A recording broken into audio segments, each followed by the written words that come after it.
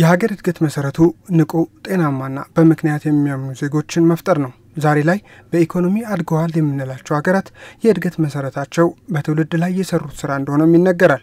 በተለይ ገና ከጨቅላነታቸው ጀምሮ ስለ ሀገራቸው ያላቸው ፍቅር እንዲጎለብት፣ ለስራ ያላቸው አመለካከት እንዲሰፋ እንዲሁም የብሩህ አእምሮ ባለቤት እንዲሆኑ የሚከናወኑ ተግባራት ውጤታማነታቸውም ያንኑ ያክል ነው። በሀገራችንም በተለይ መዲናችን ከቅርብ ዓመታት ወዲህ የጀመረችው የቀዳማይ ልጅነት መርሃ ግብር ይህንኑ ውጥን እውን ያደረገና ለበርካታ ቤተሰቦችም እፎይታን የሰጠ ሆኗል። አዲስ አበባ ህጻናትን ለማሳደግ በአፍሪካ ምርጧ ከተማ ለመሆን ራዕይ ሰንቃለች።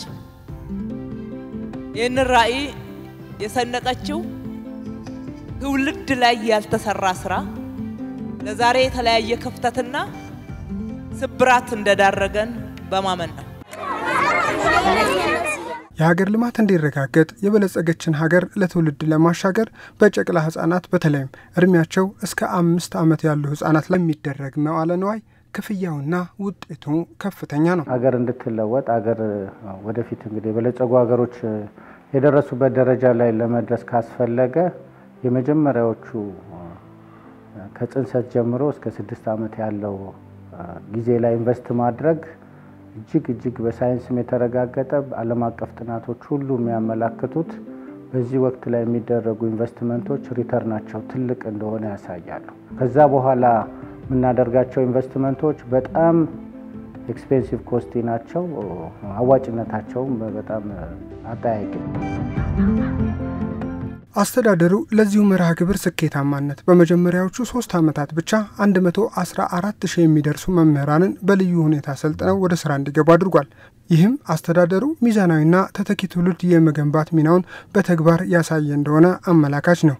ይህንንም የተለያዩ ጥናቶች አረጋግጠዋል። በተለይ አዲስ አበባ ላይ የሚሰራው ስራ እጅግ በጣም የሚደነቅ ነውና ይሄ ስራ ሌሎች ክልሎች ላይም መልካም ተሞክሮች አሉ፣ ጅምሮች አሉ። ይሄንም በበለጠ መንገድ ስናመጣው እንደ ሀገር በጣም ጥሩ ስራዎችን ሰርተን ነገ ለታሪክ የሚቀመጥ መልካም ስራ ይኖራል ማለት ይችላል። በጥናቱ የተረጋገጠው ምንድነው?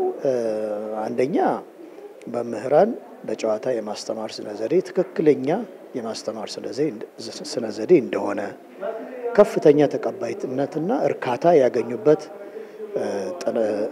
ስልጠና እንደሆነ፣ በዚህ የተነሳ በራሳቸው ዕውቀት ላይ ክህሎትና አመለካከት ላይ ጉልህ የሚባል ለውጥ እንዳዩ፣ ይህ የማስተማር ስነ ዘዴ ከዚህ በኋላ በዘላቂነት የሚቀጥል መሆኑን፣ ይህ ደግሞ ሰራተኛው በስራው ላይ ተረጋግቶ እንዲሰራ ከተቋማት ውጭ ባሉ ሁኔታዎች ደግሞ ለዚሁ በሚል በተዘጋጁ የከተማዋ ቦታዎች ህጻናት አእምሯቸው እንዲታደስና ወላጆችም እፎይታን እንዲያገኙ አስችሏል። 2 ህጻናት ልጆች አሉኝ። ተጠቃሚ ሆንኩት ልክ ዴኬሩ እንደተቋቋመ መጀመሪያዎቹ ነን። ብዙ ለውጦች እየመጡ እዚህ ደርሰናል። ተጠቃሚነታችን ምንም ጥያቄ የሌለው ነገር ነው። ልጆቼን ይዤ አብሬ ስራውዬ ከልጆቼ ጋራ በሰላም ገባለሁ። ተረጋግቼ 100% ትኩረቴን ስራዬ ላይ አድርጌ ነው የምሰራው። ምንም ስጋት የለብኝም ማለት ነው። በፊት ግን እዛ በነበረ ሰዓት ምን ይሆን ነገር ይሆነው ይያልኩ ምግብ ላይ በላይ ይችላል። እነዚህ ነገሮች ስጋት ውስጤ ስላሉ ስራዬን በተረጋጋ መንፈስ መስራት አልችልም ነበር። አሁን ግን እዚህ ቅርቤ ነው ያለው፣ እየመጣው ማየት ይችላልው፣ ቼክ አረጋለሁ። ምንም ያሰጋ ነገር የለም። እዚህ እስከ 11 ተኩል እነሱ ይዙልኛል። ልክ ወደ ቤቴ ሲሄድ ይዤው ነው የሚሄደው ማለት ነው። ለልጆቻችን በጣም መልካም ነገር ነው ማለት ግቢ ውስጥም ታፍነው ከሚውሉ እዛም ይቻው ማቆያ ነው የምትውለው ከሰኞ እስከ ቅዳሜ። ስለዚህ እዚህ ስትመጣ ንጹህ አየር ታገኛለች። ደስ ብሏቸው ነው የሚሄዱት። ይህ ትውልድን የማነጽ ስራ በሀገር አቀፍ ብቻ ሳይሆን በዓለም አቀፍ ደረጃ እውቅናን አስገኝቷል። ከአፍሪካ ሊደርሺፕ መጽሔት እውቅና ከማግኘት ጀምሮ ከተማዋም ችግሩን የሚያክም መፍትሄን ለዓለም እንካችሁ ያለች ከተማ የሚል ስያሜን እስከ ማግኘት አድርሷታል። Female Leader of the Year to the Mayor of Addis Ababa. Congratulations. ኢትዮጵያችንን በጽኑ መሰረት ላይ ለማጽናት ህጻናት ላይ ትኩረት አድርገን መስራት ነው። የነገ ብልጽግና ጉዟችንን ለማሳካት ለህጻናት ተገቢውን ትኩረት መስጠት ይገባናል። ይሄ ፕሮግራም ይሄንን መስራት ባደረገው ሁኔታ ነው የተሰራ ያለው። የሰው ተኮር ስራችንን ርብርብ ማዕከል ነው።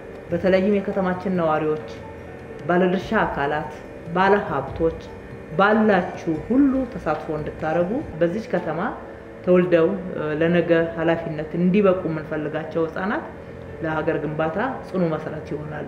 እንግዲህ ያስቀመጥነው ራዕይ በ2026 ከአፍሪካ ተመራጭ ህጻናትን ለማሳደግ ተመራጭ ከተማ እናረጋታለን ብሎ ከተማ አስተዳደሩ የሰነቀው ራዕይ እኛም እንግዲህ የእድገት ክትትላቸውን የሚያደርጉ ህጻናቶች ወደ ነበሩበት የትክክለኛ የእድገት መስመር ላይ እንዲመጡ የማድረግ ተግባሩ I think significantly ጥሩ መንገድ ላይ እንደሆነና ያለውም ውጤት የሚያሳየው እሱን ነው። እንግዲህ ትልቅ ተስፋ ሰጪ ውጤቶች ስለታዩ በእኛ በኩል ይህንን አጠናክረን እንቀጥላለን።